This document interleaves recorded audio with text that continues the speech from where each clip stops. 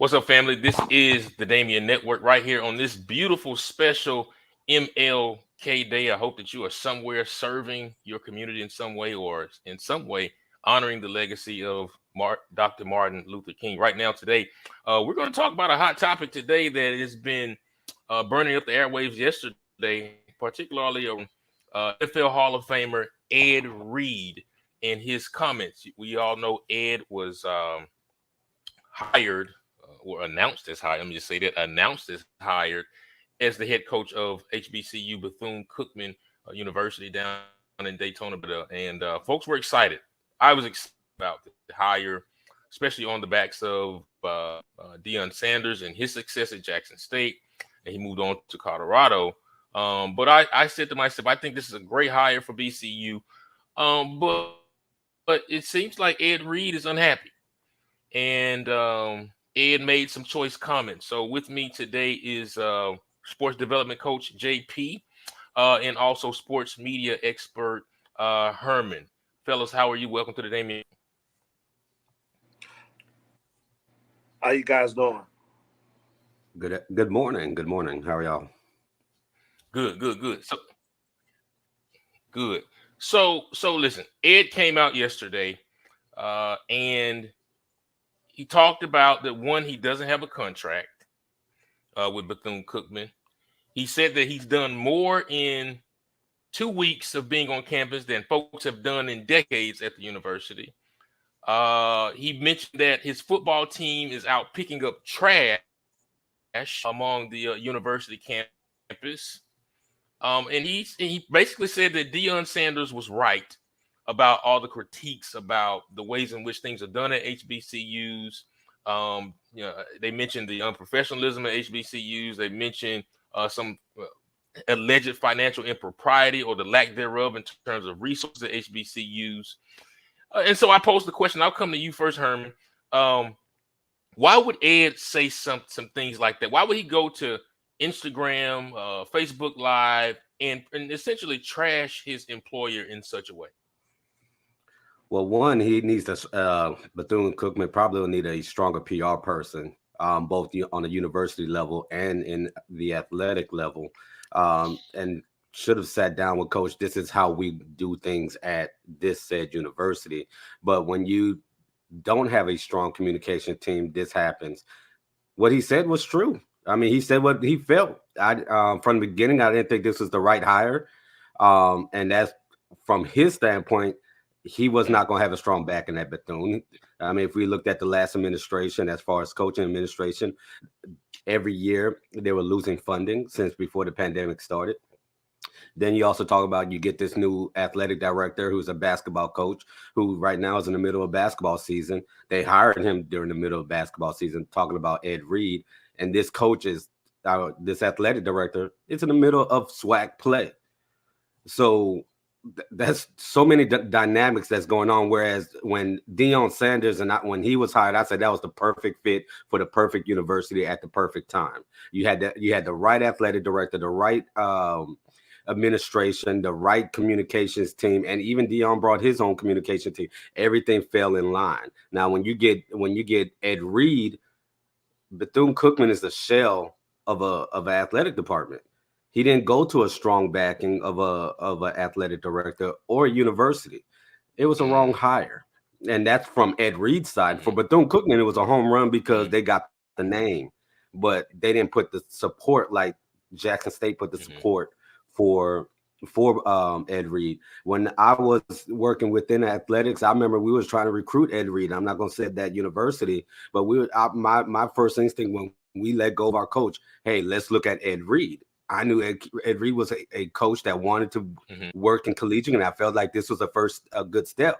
But we had a backing and the money. Bethune don't have the money. Bethune, let's be honest, right before the pandemic was set to close or was close. It had so many financial issues. Yeah. I wish Ed Reed did more of his homework before putting himself into that situation to where he don't even have a contract yet.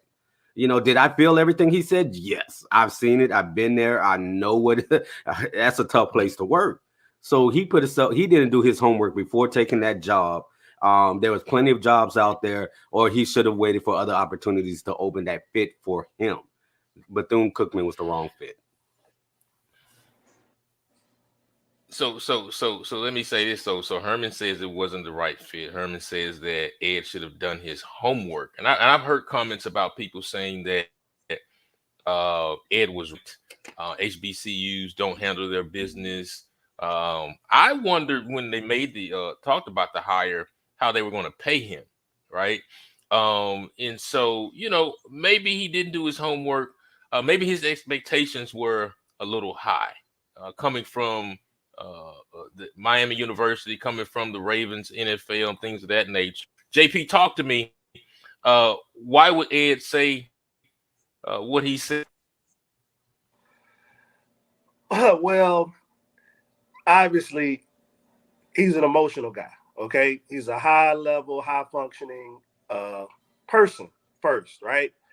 His background is he comes from a rougher background, so he's going to be his true version of himself because that's how he reached the highest level. That's how he reached his potential, by being his true self. I think he made the statement because he always makes statements on Instagram, Twitter. He's a social media guy. He uses that platform to bring light to different issues. Like I heard him speak about Lamar Jackson situation. So I just think that's a channel that he uses, and partly because it's also a place where it's kind of like artists, right? Let's use that example. How independent artists will use their smaller fan bases to get the truth out, or artists know how to touch their core fans, the people that really support them.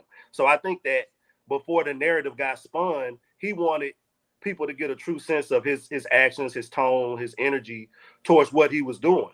From an athlete perspective, we have a tendency to want to do the work first. You know what I'm saying? Like we're overzealous. We don't always think things through because we put ultimate confidence and belief in our ability to come and inspire change. And I think that I think the valid point to what Herman was speaking on is that we know we're capable of moving people. We know we are capable of doing it. We know what needs to be done. And you don't assume that you're going to go to a university and it not be orchestrated or properly set up. You know what I mean? Like you don't assume that. You assume that would be a meeting, right? And Herman said all the right things. You would assume that would be a briefing, right? Let's say a briefing of the status of the program where both sides kind of get to lay out what's being done, what's not being done, what the expectations are, what aren't the expectations. And it seems like that meeting didn't happen. But the expectations were there for Ed Reed no matter what. And that's a lot. That's a very, very tall, that's a tall order to put on one person when one side doesn't have to be accountable, but the other person lives by accountability, right? It leads to like one side being like, okay, well, you came here to be a savior, right? But even a savior can only save one person at a time. You know what I mean? So I think to answer the question, he said those things because one, he believed them. Two, he didn't want people thinking that he was the reason why the contract, all this stuff was being held up, because there's a lot of different opinions when you're dealing with HBCUs because HBCUs bring in a lot of different types of people. You're bringing in older people from a generation. I had a conversation with an older gentleman earlier today. He played basketball back in high school back in the 60s, in Mississippi. And his philosophy was he was disappointed in Dion. And I'm like, okay, I can understand the perspective, but we have to look at this from an expectation of what the standard was, what Ed Reed's standard is, or what Dion's standard is. And there should be a certain expectation for success. But if that isn't talked about and expressed or communicated, Ed Reed's team came in and spoke on it. So I just think what you see is what you get. You get passion, you want passion, you get passion. It's only certain guys that are going to even come in and take that job. So what yeah, great point. So let's pull out and expound on that for a moment here, right? Because I think from my vantage point, Dion started this trend and he went into, in my opinion, the premier college football program in program for decades, right? And so even when you talk about the discrepancies within HBCU athletics, Jackson State has the largest stadium, right? Now have probably the best facilities. I think before Dion, their facilities were uh, below, if not right at average, if you will, compared to what some other HBCUs have. The fan base, no matter what, before Dion, the fan base was putting 50,000 people in the seat. So when he got there, it was a little, it was going to be a little more as to what he can bring. And so but from a coaching standpoint, then you saw Hugh Jackson jump in. Then you saw Eddie George jump in. And they came into programs that aren't as glamorous or as foundationally built as a Jackson State from a fan base and resource standpoint. And the results were not as congruent, right? And I don't know if that was coaching staff standpoint. I don't know if that was a resource reason for that. I don't know if the X's and O's and talent. I don't know, right? But I think Dion made it look really easy, right? I think he made it look really easy on top of having an incredible athletic director in Ashley Robbins to kind of make some things work. And Ashley has a track record everywhere that he goes to be stellar in what he does, right?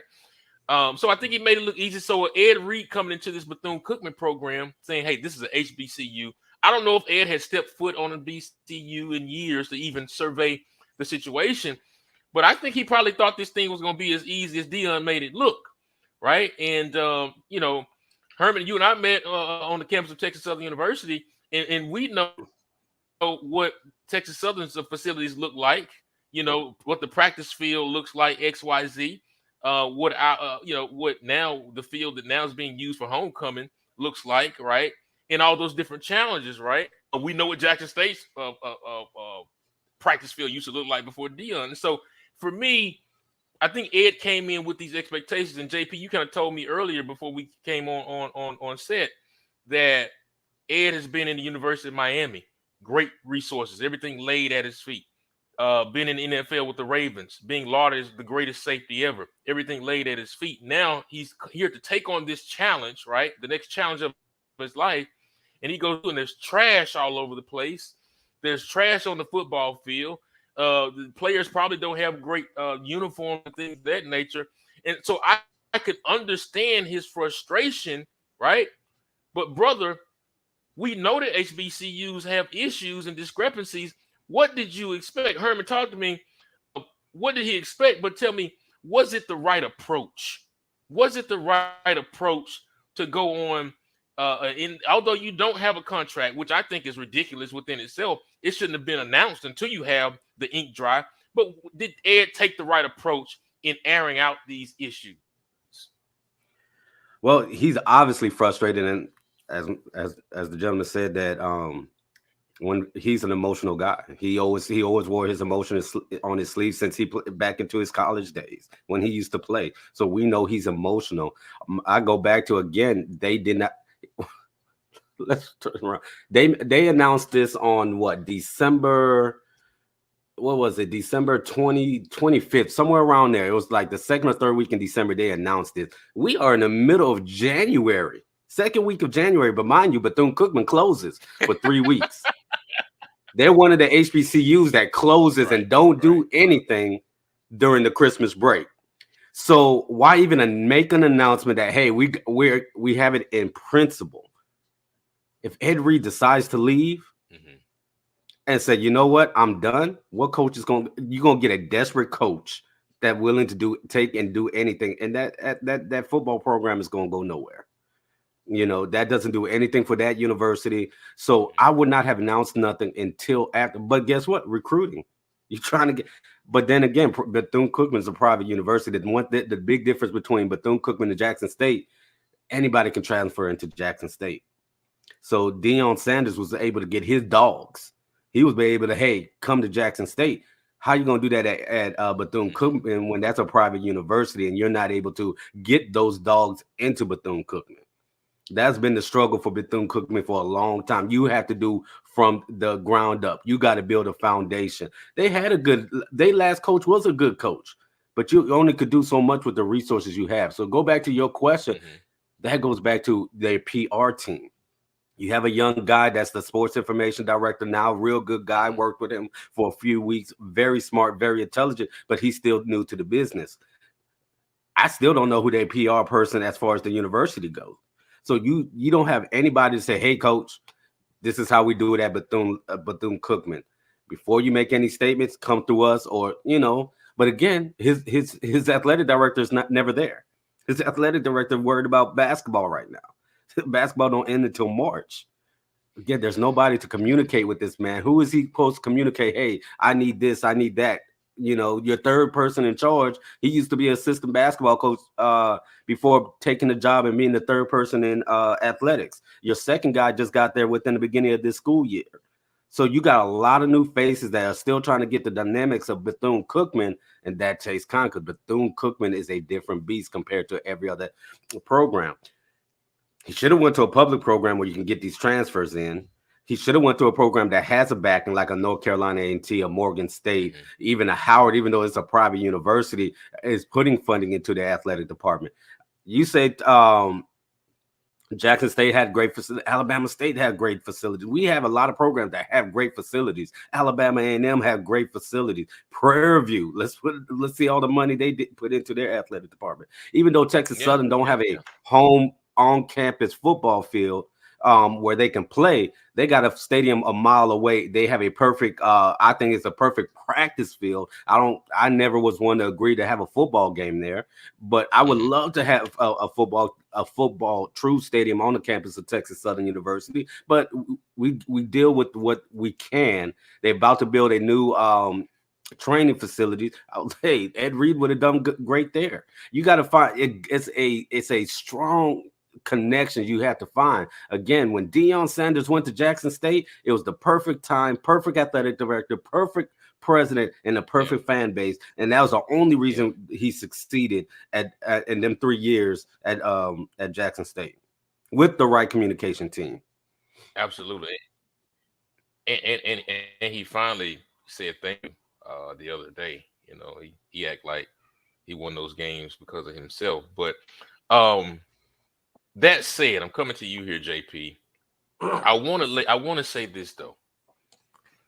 Just like, see, Dion got real high and mighty on his high horse after he started winning, and with the infrastructure and the fan base, and what they gave him to help him get to where he is now. Like, he would not be where he is without Jackson State. And quite frankly, nobody else would give him a chance as a head coach other than Jackson State. HBCUs were formed to create opportunity for African Americans because the traditional PWIs and those institutions would not let us in or give us opportunity, right? And so, in this same shell, you can talk about, well, Ed Reed could have gone this place, that place. Who says that they wanted him?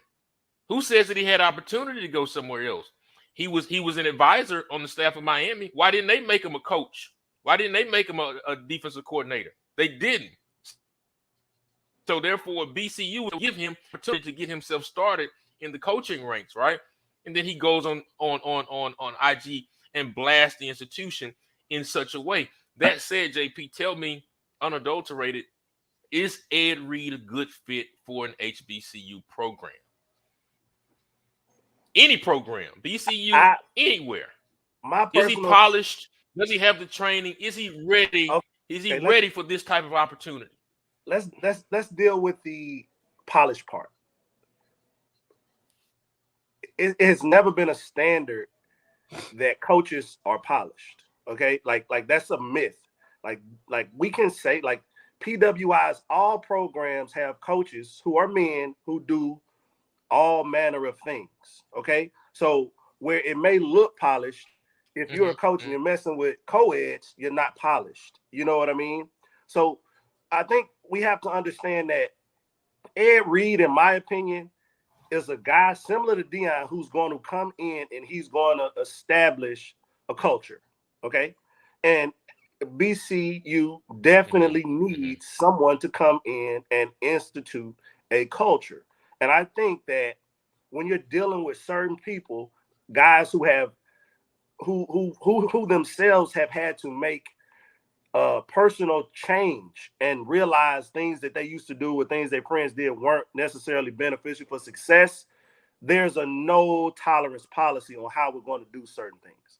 And I think that from that perspective, Ed Reed would be beneficial to any university. Right now, that does not mean that his personality would gel with all people. It doesn't mean that. And I think that's what Herman is kind of alluding to. But I don't prescribe to this notion that because a person doesn't say things on the surface that are politically correct, they're not a good fit. The reality is most of the people that say things that are politically correct are full of crap.